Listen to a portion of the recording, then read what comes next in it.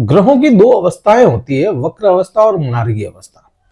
अब कोई ग्रह तो वक्र अवस्था में अपने प्रभाव कम कर देता है, या कहते हैं कि भाई प्रभाव खो देता है, लेकिन कुछ ग्रह ऐसे होते हैं जो अपनी वक्र अवस्था में थोड़े विकराल रूप को धारण कर लेते हैं। कुछ ग्रह ऐसा भी होते हैं जो वक्र अवस्था में प्रभाव बढ़ा देते हैं।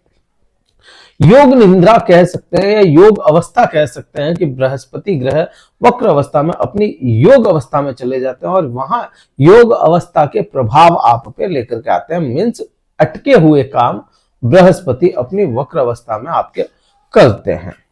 मिथुन राशि के लिए बृहस्पति की वक्र अवस्था में ही नक्षत्र का परिवर्तन होना आपके लिए क्या प्रभाव लाएगा, ये अपने को इस वीडियो में समझना है। क्योंकि 28 नवंबर को वक्र अवस्था में ही बृहस्पति ग्रह रोहिणी नक्षत्र में परिवर्तन कर रहे हैं, मतलब उल्टे चल रहे हैं। मृगशिरा नक्षत्र में थे, हिरण के नक्षत्र, हिरण के समान नक्षत्र, मंगल के नक्षत्र में बृहस्पति अपनी अवस्था में पीछे चलते हुए रोहिणी नक्षत्र में चले जाएंगे। रोहिणी नक्षत्र जो चंद्रमा का सबसे महत्वपूर्ण नक्षत्र माना गया है, या अपन कह सकते हैं कि 27 नक्षत्रों में सबसे प्रभावी नक्षत्र कहेंगे इसको, क्योंकि चंद्रमा का सबसे प्रिय नक्षत्र है। 27 पत्नियां मानी गई, जो चंद्रमा की 27 नक्षत्र जो है चंद्रमा के पत्नियां मानी गई है, लेकिन इसमें भी रोहिणी को विशेष प्रेम चंद्रमा से रहा है, या चंद्रमा को विशेष प्रेम रोहिणी से रहा है, तो यह चंद्रमा का फेवरेट नक्षत्र हो जाता है। और अगर आपके मिथुन राशि है तो मिथुन राशि के द्वितीय भाव के जो स्वामी है, धन भाव के, वाणी भाव के स्वामी है, उसका प्रभाव भी वहीं पे जाएगा। यहाँ पे कह सकते हैं कि धन भाव जो है वह बृहस्पति के हाथ में चला गया, क्योंकि चंद्रमा का नक्षत्र है। चंद्रमा के नक्षत्र में जाएंगे तो बृहस्पति इस समय में धन संबंधित कार्य आपके अटके हुए जो हो। हाँ, यहाँ पे ये भी है कि चंद्रमा और बुध, जो बुध आपके राशि स्वामी होते हैं, उनके संबंध अच्छे नहीं है। फिर भी मैं कहूंगा कि धन संबंधित कार्य अगर आप लोगों के अटके हुए हैं, कहीं धन आना है, कहीं से आना है या कहीं देना है, जो दे नहीं पा रहे हैं, तो उसमें आपको कई हद तक सफलता मिलती हुई नजर आती है। अटके हुए, मैंने कहा था कि अटके हुए काम बढ़ाते हैं बृहस्पति अपनी वक्र अवस्था में। जितने भी अटक गए काम आपके, वह सारे बढ़ाते हैं। तो यहाँ पे अपन ये कहेंगे कि यहाँ आपके काम अटकते हुए जो धन संबंधित थे वो ठीक होंगे।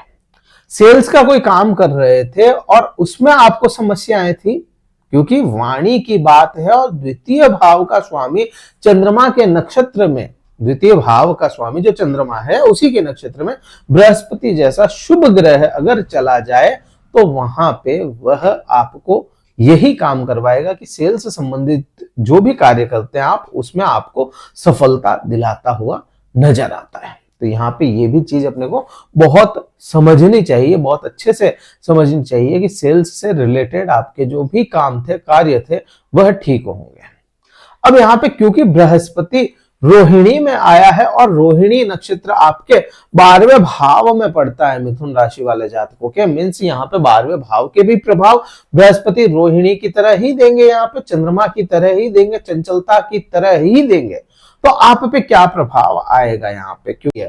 अब यही 12वें भाव के प्रभावों को देखेंगे अगर, तो ये 12वां भाव है ना आपके किसी भी प्रकार के आरोप प्रत्यारोप को भी दर्शाता है। कोई आरोप लगना, प्रत्यारोप करना, आपके द्वारा अपनी सुरक्षा में वापस से आरोप लगाना, ये चीजें सभी चीजें दर्शाता है ना। कोर्ट हो गया, कोर्ट केस हो गया, ये चीजें दर्शाता है। शैया का सुख हो गया। यहां से आप देखोगे ना तो विदेश की यात्राएं भी यहीं से देखते हैं, विदेशी यात्राएं यहां से देखी जाती है। तो ये जैसे ही परिवर्तन करता है या परिवर्तन से कुछ दिन पहले ही आपको ये सभी चीजें देना शुरू कर देगा। विशेष यहाँ पे क्यों बन जाता है यात्रा का, क्योंकि चंद्रमा जो कारक है वह पैसे का भी कारक है। चंद्रमा जो कारक है वह आपके लिक्विडिटी, कैश फ्लो का भी कारक है। चंद्रमा आपके मन का कारक होता है और चंद्रमा ही आपके यात्राओं का भी कारक बनता है। यात्राएं करवाने में भी चंद्रमा का बहुत बड़ा रोल होता है, क्योंकि चंद्रमा जितना बदलता है वैसी आपकी यात्राएं बदलती है। तो आपके जीवन में यह समय यात्रा पूर्ण रह सकता है। यात्राएं करवाने के लिए अति उत्तम समय होगा और यात्राओं से बेनिफिट निकाल करके ले आएंगे आप। यहां से एक चीज और देखेंगे कि यहां देखो, मैंने कैश फ्लो का बोला, तो खर्च यहां पे कोई भी कुछ भी कहे, मैं यहां पे यही कहूंगा कि खर्च आपके जीवन के बढ़ेंगे। अभी अटके हुए काम तो ये बृहस्पति निकाल रहे हैं, लेकिन खर्च भी बढ़ेगा आपके जीवन में, खर्चा भी आएगा, खर्च करेंगे आप, और वो खर्च ऐसा होगा जो आपको आने वाले समय में फायदा ही दे। तो यहाँ पे ये चीज अपने को बिल्कुल क्लीन और क्लियर समझ में आती है। अब यहीं से शैया का सुख भी बृहस्पति देते हुए नजर आएंगे, और आपका मन उसमें रहे। ऐसा नहीं है कि बिना मन का ही कुछ काम हो, काफी कुछ यहाँ पे चीजें सही समझ में आती है। प्रेम संबंधों का भी कारक है ना बृहस्पति माना गया है। अपन कहते हैं कि शुक्र, हाँ शुक्र है, शुक्र ठीक है, शारीरिक सुख कह सकते हो आप, लेकिन जो आत्मीयता का प्रेम है वह बृहस्पति अपने को दर्शाता है। तो यहाँ पे आत्मीय सुख भी आपको देता हुआ नजर आता है। अब यहां से देखें अपन, बृहस्पति की जो 5वीं दृष्टि है, क्योंकि दृष्टियों में काम करते हैं, तो बृहस्पति की 5वीं दृष्टि सुख भाव पे चली गई, तो भौतिक सुखों में वृद्धि। बृहस्पति का क्या काम है? वृद्धियां करवाना। बट यहाँ पे है ना कॉम्प्रोमाइज भी है साथ में। क्यों कॉम्प्रोमाइज है? केतु की वजह से। केतु डिटैचमेंट का कारक है, हालांकि ये गुरु का चेला है तो वृद्धियां ही देगा, भौतिक सुख तो देगा, लेकिन कॉम्प्रोमाइज के साथ में आपको भौतिक सुख नजर आएंगे। ऑर्नामेंट्स खरीदने हैं, हाँ खरीदोगे, लेकिन ऑर्नामेंट्स में भी एक है ना कॉम्प्रोमाइज करना पड़ जाए, तो ये चीज अपने को समझ में आएगी। यहां से प्रॉपर्टी, हाँ प्रॉपर्टी के भी योग बनते हैं, प्रॉपर्टी का सुख दिखता है यहाँ पे, बिल्कुल मिल रहा है, लेकिन उसमें भी कॉम्प्रोमाइज है। जो एरिया चाहते थे वो ना ले पाए, या जिस एरिया में लेना है, जिस साइज का लेना है वो साइज ना मिल पाए।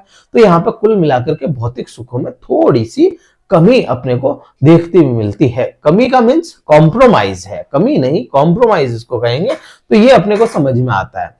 माता के स्वास्थ्य में वृद्धि होगी। जिनकी भी माता के स्वास्थ्य में गड़बड़ी लंबे समय से चल रही थी, या मैं कहूं कि मृगशिरा नक्षत्र में आने के बाद में भी बृहस्पति के द्वारा माता का स्वास्थ्य ठीक नहीं हुआ, तो इस समय में बहुत हाई चांसेस बन जाते हैं कि माता के स्वास्थ्य में थोड़ी सी सुधार आपको देखने को मिले। अब यहीं से आप देखोगे तो यहां जो 7वीं दृष्टि बृहस्पति के है, यहीं पे शनि की भी दृष्टि है, यहीं पे राहु की भी दृष्टि है। शनि और राहु भी आपके बुरे नहीं है। शनि आपके भाग्य भाव का स्वामी है, भाग्येश है, मार्गी हो गया तो आपको वह मार्गी लेकर के आएगा। बृहस्पति जैसा शुभ ग्रह, क्योंकि आपके लिए यह शुभ है, केंद्र के 2 भाव इसके पास में, तो शुभ ग्रह बृहस्पति जैसा शुभ ग्रह, चाहे वह केंद्र अधिपति दोष में आ गया श्रेणी में, फिर भी मैं कहूंगा लेकिन आपके लिए शुभ होते हुए यहां पे देख रहा है, तो आपको जॉब से रिलेटेड जितनी भी समस्या है ना, वो धीरे धीरे धीरे धीरे बिल्कुल साइड होकर के बिल्कुल खत्म हो जाए।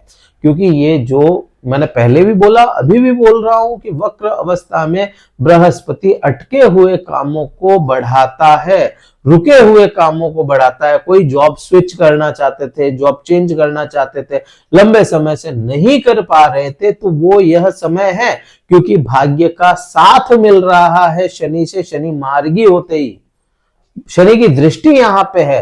राहु जैसा आपके लिए राहु जैसा भ्रामक ग्रह, भ्रमित करने वाला ग्रह, चालबाज ग्रह, या कहूं राहु जैसा कलयुग का राजा ग्रह अगर यहाँ पे देख रहा है, तो जॉब चेंज करने में भी आपको सफलता ही मिलेगी। यहाँ पे 3 ग्रहों का कॉम्बिनेशन बड़ा अच्छा यहाँ पे आपके बनता हुआ नजर आता है। तो यहाँ पे जॉब रिलेटेड सारे इशू खत्म होते हुए दिखते हैं। रोग, ऋण और शत्रु अगर बात करोगे, तो रोग अगर है तो वो निकलेगा, ऋण है अगर तो वो खत्म हो सकता है, या ऋण आपका कम हो सकता है। ऋण चुकाने के रास्ते आपके सामने खड़े हो जाएंगे कि अब इस पे चलना ही तो है, तो ये चीज भी बनती है। फिर यहाँ पे शत्रुओं की बात करो तो शत्रु नहीं होंगे शत्रु होंगे, लेकिन है ना सब आपके कंट्रोल में स्थितियां रहे तो कितने ही शत्रु बन जाए, स्थिति कंट्रोल में कोई दिक्कत नहीं है। तो यहाँ पे ये भी चीज अपने को बहुत क्लियर समझ में आती है, बहुत क्लियर है। यहाँ पे कोई समस्या अपने को नहीं दिखती है। यहाँ पे समस्या कहाँ पे आ सकती है? समस्या आ सकती है आपके अष्टम भाव में, क्योंकि अष्टम भाव पे भी इसकी दृष्टि होती है। अब अष्टम भाव पे जो दृष्टि, नौवीं दृष्टि बृहस्पति की चली गई, यह भाव की दृष्टि को समझना पड़ेगा। अष्टम भाव है शमशान का भाव। शमशान मतलब दुखों का, पीड़ाओं का, दर्द का भाव है ये। अब बृहस्पति जैसा शुभ ग्रह यहाँ पे देखेगा तो अपने प्रभाव खो देगा। सबसे बड़ी बात तो ये है, क्योंकि यह चंद्रमा इस भाव में, काल पुरुष की कुंडली में चंद्रमा है तो किसके नक्षत्र में? चंद्रमा के ही ना। तो काल पुरुष की कुंडली में चंद्रमा यहां आकर के नीच का हो जाता है 8वें में, तो यहाँ के प्रभाव बृहस्पति भी इस समय में खो देगा। मृगशिरा में नहीं खो रहा था, इस समय में खो देगा। तो यहां आपको हो सकता है ससुराल पक्ष से वाद विवाद देखने को मिले, या आपके ससुराल पक्ष में कोई समस्या खड़ी हो जाए। तो यहाँ पे ये चीज भी बड़ी बनती है। यहाँ जो लोग डॉक्टर या इंजीनियर हैं, उनका मन मस्तिष्क पूरा काम ना कर पाए या मन उठावा रहे, जो भी काम रिसर्च से जुड़े करते हैं, उनके लिए यह समय थोड़ा सा बहुत ज्यादा अच्छा नहीं माना जाएगा। तो इसलिए अपन यहाँ पे ये चीज को दर्शा रहे हैं। अब यहाँ पे ये चीज होती है, कैसे इसको ठीक किया जाए? अपने इष्ट देवता, अपने कुल देवता की आराधना की जाए तो यहां से बृहस्पति काफी हद तक ठीक हो जाएगा। अच्छा, मूड स्विंग्स बहुत आएंगे मिथुन राशि वाले जातकों के लिए। ये श्योर है कि कितना ही यह बृहस्पति अच्छा है, अटके हुए काम निकाल रहा है, सब कुछ अच्छा कर रहा है, फिर भी मैं कहूंगा मूड स्विंग्स बहुत ज्यादा यहाँ पे आएंगे। जो डिस्टेंस एजुकेशन कर रहे हैं उनके लिए भी यहाँ पे कहेंगे कि पढ़ाई में मन ना लग पाए या पढ़ाई में ब्रेक आ सकता है। जो डिस्टेंस एजुकेशन कर रहे हैं उनके लिए, जो रह कहीं और रहे हैं, पढ़ाई कहीं और कर रहे हैं, उनके बीच में गैप, कम्युनिकेशन गैप आ जाए, समझने में गैप आ जाए, तो इस वजह से आप थोड़े से परेशान हो सकते हैं। बाकी अदरवाइज बाकी जगहों पे कोई बुरे प्रभाव इसके अपने को देखने को नहीं मिलेंगे। तो बृहस्पति का नक्षत्र परिवर्तन है, काफी हद तक आपको अच्छे प्रभाव दे रहा है। लगभग सभी जगहों पे, केवल अष्टम भाव में यह प्रभाव अच्छे नहीं आ रहे हैं। तो इसलिए अपन यहाँ पे ये चीजें देखेंगे।